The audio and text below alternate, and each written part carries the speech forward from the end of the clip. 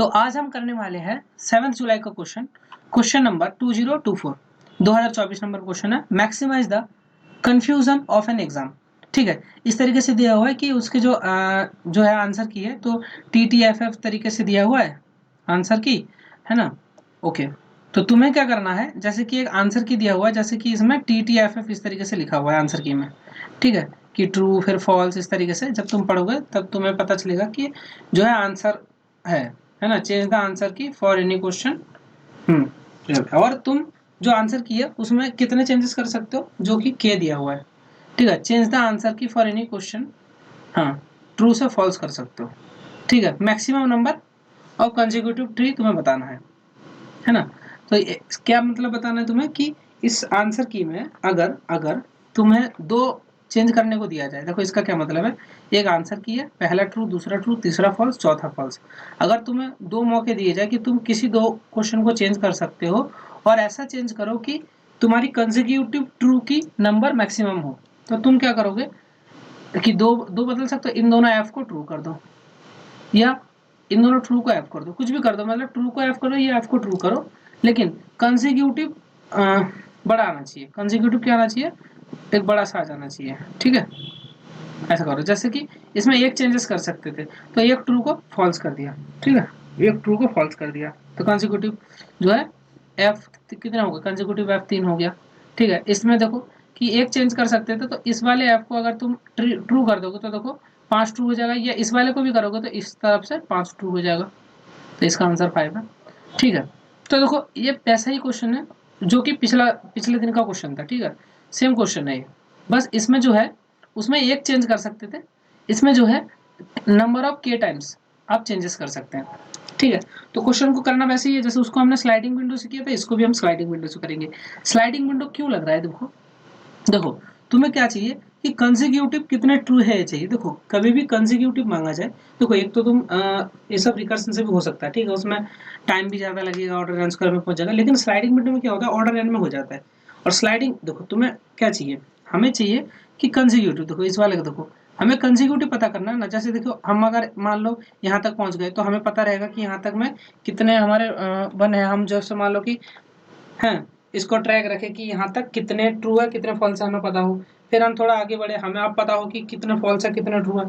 फिर हम थोड़ा सा आगे बढ़े, कितने फॉल्स है कितने ट्रू है। ठीक है, तो हम तब तक बढ़ते रहेंगे जब तक के यानी कि ट्रू और फॉल्स में से जो कम है, जैसे मान लो कि ट्रू छोट कम है या फॉल्स कम है, तो ट्रू और फॉल्स में से हमारी जो ये मान लो ये विंडो है। ठीक है, अब मान लो कि हमारी विंडो में जो भी सबसे कम है वो के टाइम्स से ज्यादा कम होना चाहिए। जैसे मतलब क्या कहना चाह रहा हूँ समझो, कि मान लो अगर हमारे पास एक फॉल्स है, और हमारे के की वैल्यू 1 है, इसका मतलब क्या होता है कि हम एक बदल सकते हैं। और हमारे स्लाइडिंग विंडो में जो कम है वो अगर एक बार है, तो हम के टाइम तो बदल ही सकते थे नहीं, वो वाला जो विंडो है उसको हम कंसिडर कर सकते हैं। ठीक है, इसलिए हम क्या करेंगे कि एक और नंबर बढ़ा के देखेंगे विंडो में कि क्या ये वाला विंडो भी पॉसिबल है। कैसे पता चलेगा कि देखो हमारी जो विंडो है उस विंडो में देखो कि कम कौन सा है, एफ कम है, एक बार है। तो अब चेक करो कि ये जो एफ है कितनी बार है, एक बार है, तो हम कितना चेंजेस कर सकते हैं। वो के से पता चलेगा के कितना है, 1 है, तो एक चेंजेस कर सकते हैं। तो इस एफ को टी बना सकते हैं, तो ये भी कंसेक्यूटिव नंबर का दे देगा। ठीक है, फिर एक और बढ़ा लो। अब तुम्हारे छोटा कौन है, ठीक है कि एफ है, तो एफ की फ्रीक्वेंसी कम है, तो एफ अब 2 है, लेकिन तुम कितने चेंजेस कर सकते थे, एक। तो अगर तुम एक चेंजेस कर सकते हो, तो इस पूरे विंडो को तो तुम मतलब कि आंसर नहीं हो सकता ये पूरा विंडो, क्योंकि एक ही एफ को चेंज कर सकते हो। तो इस मामले में तुम्हें क्या करना पड़ेगा कि इससे पिछला जो बड़ा विंडो था वो तो कंसिडर कर चुके हैं। अब हम क्या करेंगे, अब हमें क्या करना पड़ेगा, अब हमें जो है अब हमें अपनी विंडो को छोटी करनी पड़ेगी। क्या करना पड़ेगा, अब हमें जो है ये जो ए वाला टी है ना, इसको छोड़ना पड़ेगा। देखो लेफ्ट से एक टी को छोड़ दो। ठीक है, इस वाले टी को छोड़ा, और हमने चेक किया कि क्या क्या अब भी हमारा जो छोटा वाला मतलब जिसकी फ्रीक्वेंसी कम है वो कैसे बड़ा है, अभी भी बड़ा है। फिर हमने क्या किया, देखो फिर हमने क्या किया, फिर हम इस वाले टी को भी छोटा कर लिया। देखो मैं तुम्हें नोट पैड पे ले जाकर समझाता हूँ, बेहतरीन तरीके से समझ में आएगा। ठीक है, इसमें उतना विजुअलाइज नहीं हो पा रहा है, एक सेकंड, जितना समझ में आया उतना ठीक है। उसके बाद मैं उसी एग्जाम्पल को उठा लेता हूँ, यहाँ पे लिख लेता हूँ। देखो है ना, T T F T T F T T, ठीक है, ओके। तो यहाँ पर लिख लेते हैं हम। तो क्वेश्चन इजी है ना, क्वेश्चन ज़्यादा कुछ कठिन नहीं है। देखो T T F T T F T T. मान लो कि यहाँ पर हमारा लेफ्ट है, यहाँ पर हमारा जो है लेफ्ट पॉइंटर है, और राइट पॉइंटर कहाँ तक पहुँच गया था, यहाँ तक पहुँच गया था राइट पॉइंटर हमारा, ठीक, यहाँ पे राइट पॉइंटर है। तो अभी हमारे पास टी की फ्रीक्वेंसी कितनी थी, टी की फ्रीक्वेंसी थी 4, एफ की फ्रीक्वेंसी कितनी थी, एफ की फ्रीक्वेंसी थी 2, और हमारा के का वैल्यू क्या था 1। तो इस पूरे को हम कंसिडर तो कर ही नहीं सकते, क्योंकि इस पूरे को अगर कंसिडर कर लेंगे, क्यों कर सकते, क्योंकि हमें एक बार ही चेंज कर सकते हैं, तो हम इन दोनों ऐप को टी में तो बदल नहीं पाएंगे, तो ये पूरा तो आंसर आएगा नहीं। तो हमें क्या करना पड़ेगा कि हमें अब छोटी स्लाइड का मतलब विंडो को छोटा करना पड़ेगा। और स्लाइडिंग विंडो टेक्निक अगर आपने अच्छे से पढ़ा है तो हम देखो छोटा करने के लिए हम ऐसा नहीं करेंगे, पीछे नहीं आएंगे, पीछे आएंगे तो हमारे पास ए वाली विंडो बनेगी जो कि हम कंसिडर कर चुके हैं। तो हम अब क्या करेंगे, नया विंडो कंसिडर करेंगे, ए वाला विंडो कंसिडर करेंगे यहाँ से यहाँ तक का। तो इस वाले को हम छोड़ देंगे, तो लेफ्ट पॉइंटर जो है उसको अब हम क्या करेंगे, आगे बढ़ा देंगे, ठीक है। लेफ्ट पॉइंटर को हमें आगे बढ़ाना पड़ेगा, ठीक है। तो लेफ्ट पॉइंटर जो है हमारा यहाँ पर पॉइंट करेगा। हम फिर से जो है फ्रीक्वेंसी चेक करेंगे। अब फ्रीक्वेंसी टी की कितनी फ्रीक्वेंसी हो जाएगी, 3 हो जाएगी, चेक करेंगे। तो अभी भी हमारे पास फ्रीक्वेंसी किसकी छोटी है, एफ की, लेकिन वो अभी भी 1 से बड़ा है। फिर हमें लेफ्ट को यहाँ पे ले जाना पड़ेगा। तो अब टी की फ्रीक्वेंसी फिर से एक कम हो जाएगी, ठीक है। अब टी की फ्रीक्वेंसी कितनी हो जाएगी, अब टी की फ्रीक्वेंसी हो जाएगी 2। अब देखो दोनों में छोटा कौन है, दोनों बराबर है, तो दोनों बराबर है, लेकिन वो केस अभी भी बड़ा है, तो भी हमें क्या करना पड़ेगा, लेफ्ट को आगे बढ़ाना पड़ेगा। फिर लेफ्ट यहाँ जाएगा, एफ की फ्रीक्वेंसी कितनी हो जाएगी 1, ठीक है। एफ की फ्रीक्वेंसी कितनी हो गई, 1 हो गई। तो अगर एफ की फ्रीक्वेंसी 1 हो गई है, ठीक है, एफ की अगर फ्रीक्वेंसी 1 हो गई है, तो अब तुम्हारे पास के से बड़ा तो हुआ नहीं। अगर के से बड़ा नहीं है तो अब तुम्हारा काम क्या है कि राइट को बढ़ाना। अब तुमने राइट को बढ़ाया, यहाँ राइट यहाँ पे पॉइंट करेगा, ठीक है। अब राइट किसको पॉइंट करेगा, अब जो है राइट तुम्हारा पॉइंट करेगा इस वाले टी को। फिर टी की फ्रीक्वेंसी बढ़ जाएगी, टी की फ्रीक्वेंसी 3 हो गई। फिर हमने चेक किया कि 1 है, तो 1 तो हम बदल ही सकते हैं, तो फिर इसको यहाँ पे बढ़ा, अब भी ये बढ़ जाएगा, 4 से 5 हो जाएगा, ठीक है।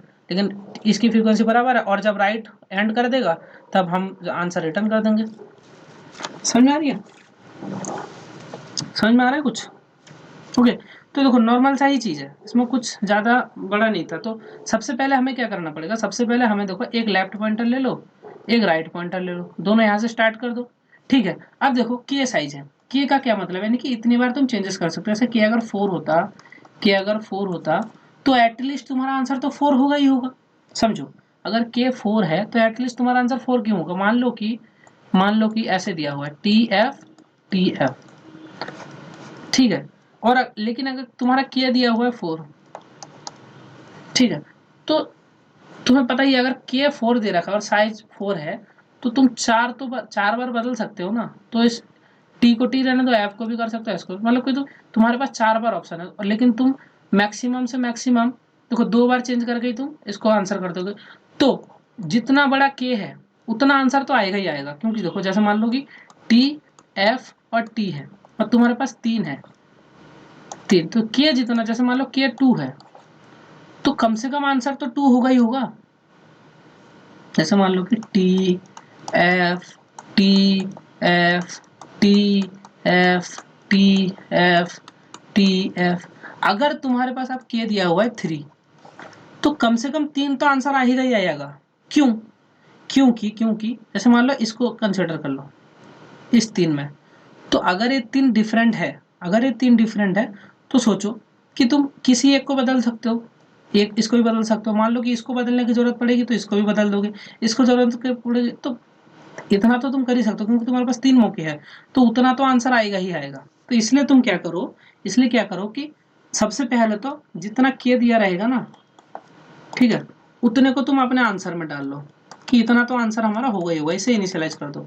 और उतनी बड़ी विंडो भी स्टार्टिंग में उतनी बड़ी विंडो को कंसिडर कर लो। उतनी बड़ी विंडो को कंसिडर करने का मतलब क्या है कि उतने साइज का, यानी कि के साइज का ही जो है तुम लूप चला लो के साइज का, फॉर के के साइज का एक लूप चला लो और क्या करो, तुम अपना जो टी और एफ की फ्रीक्वेंसी है उसको बना लो कि के साइज तक टी की फ्रीक्वेंसी कितनी है और एफ की फ्रीक्वेंसी कितनी है, उतना बना लो पहले। ठीक है, उसके बाद तुम जो है जैसे देखो 0 से लेकर के माइनस 1 तक तो तुम पहले चला लो, उसके बाद के से लेकर तुम एंड तक चला देना जो भी तुम्हारी स्ट्रिंग है उस पर।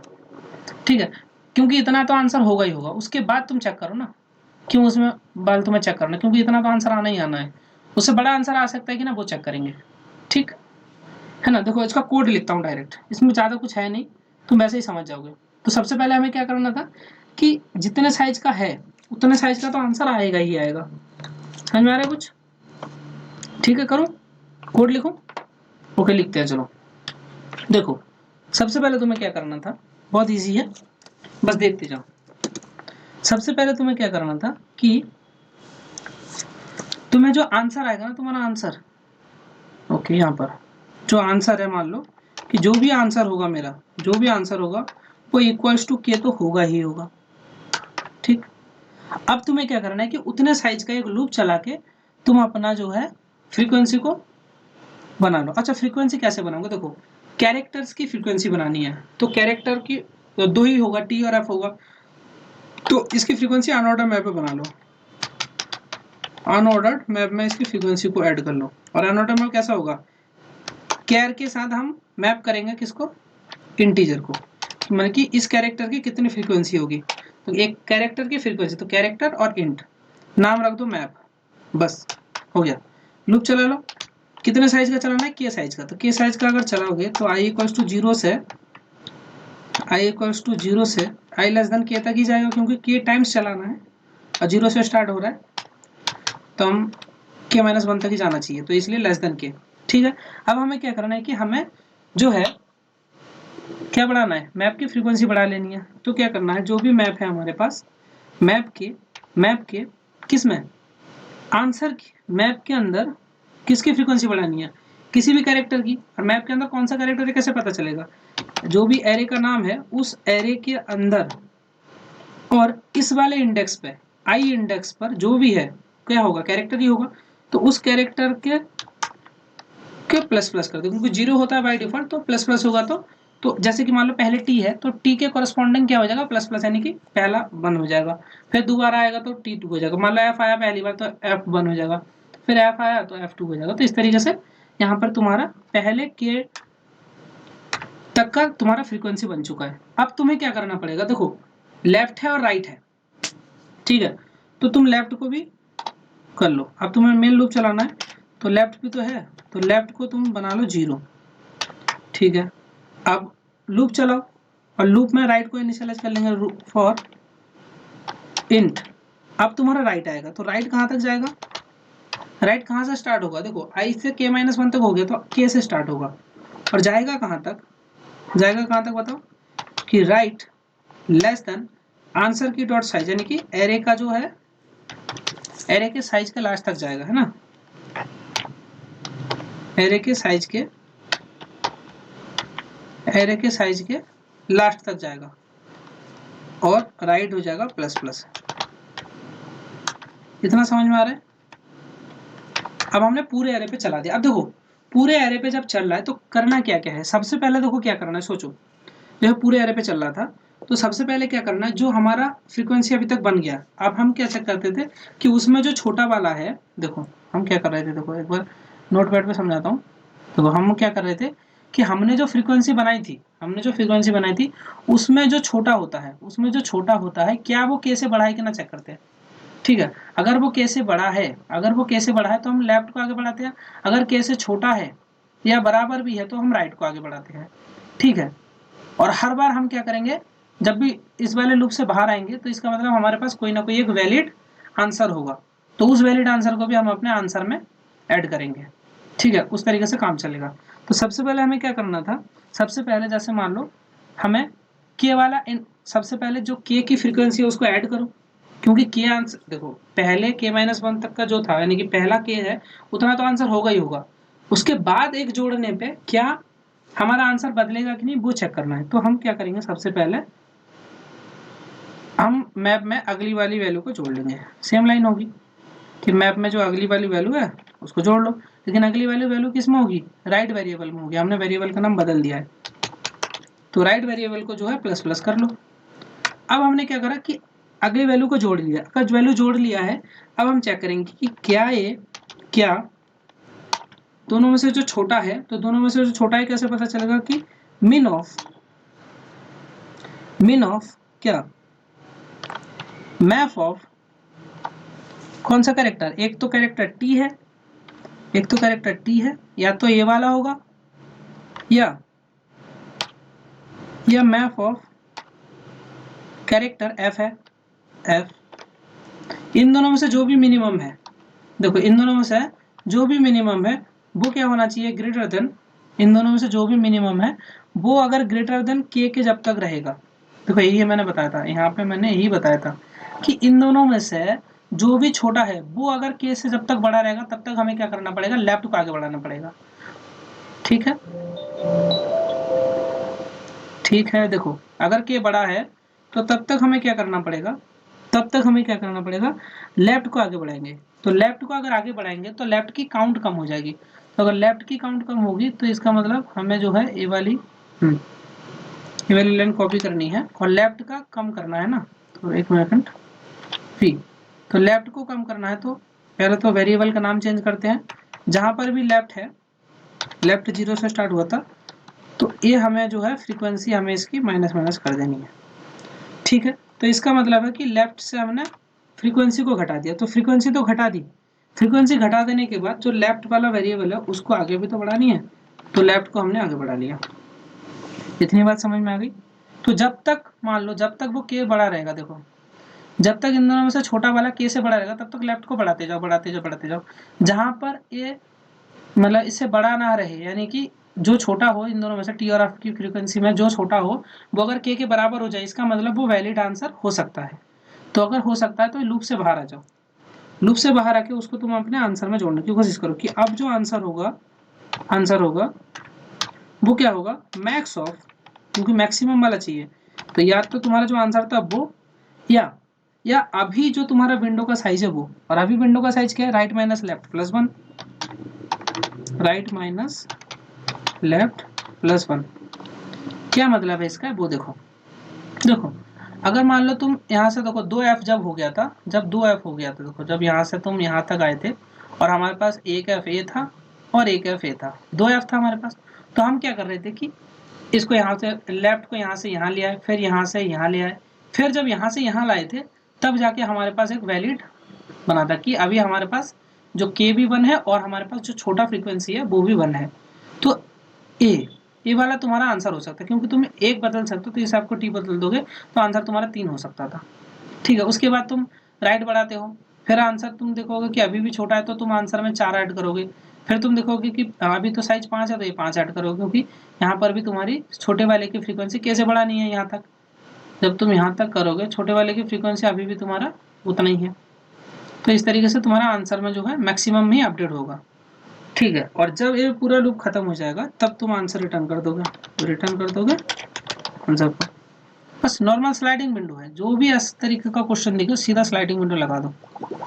ठीक है, देखो क्वेश्चन एक्सेप्टेड आया है, सबमिट करके देखता हूँ, और इसमें देखो हमने ऑर्डर एंड टाइम लिया है और कोई भी स्पेस नहीं लिया, देखो अनऑर्डर मैप का यूज जरूर किया लेकिन अनऑर्डर मैप सिर्फ दो साइज का है, तो उसको हम ऑर्डर 1 मान सकते हैं। ठीक है, कांस्टेंट स्पेस मान सकते हैं। ठीक है, तो ऑर्डर एंड टाइम लगा, ऑर्डर 1 स्पेस लगा।